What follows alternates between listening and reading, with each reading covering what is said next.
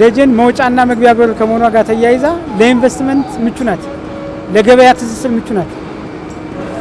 ሶስተኛ ሰላም፣ ደጀን ላይ ሰላም ነው። 24 ሰዓት ከተማ ላይ ሲዞር ቢታደር ችግር የለም።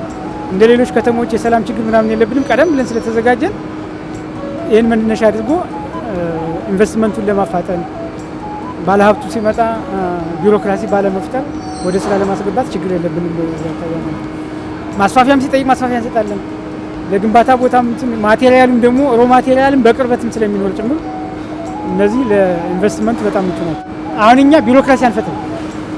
ማንኛውም ሰው ይመጣል፣ ይጠይቃል፣ ቁጭ ብለን እንወስናለን። የሚመጣውን የመብራት የውሃ የምናምን ተጠቃሚውን አጠቃላይ ከመብራት ኃይል ጋር በመነጋገር ከውሃ ጋር በመነጋገር ወደ ስራ ሰው እንዲገባ ጥረት እናደርጋለን። ይሄ ስለሚሆን አሁን በርካታ ዶክመንት አለ በኢንቨስትመንት እየተጠየቀ እኛ እየወሰን ቀጣይ የሚገቡ ከ10 ከ11 ያላነሱ እንትኖች አሉ አሁን ቀጣይ የሚገቡ። ስለዚህ እኛ ጋር የመሬት አቅርቦት ችግር የለብንም፣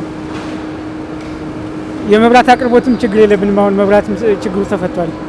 የውሃ አቅርቦትም እስበሳቸው ፋብሪካዎች ከፋብሪካዎች እንዲተሳሰሩ ጭምር እያደረግ ስራ እየተሰራ ያለበት ሁኔታ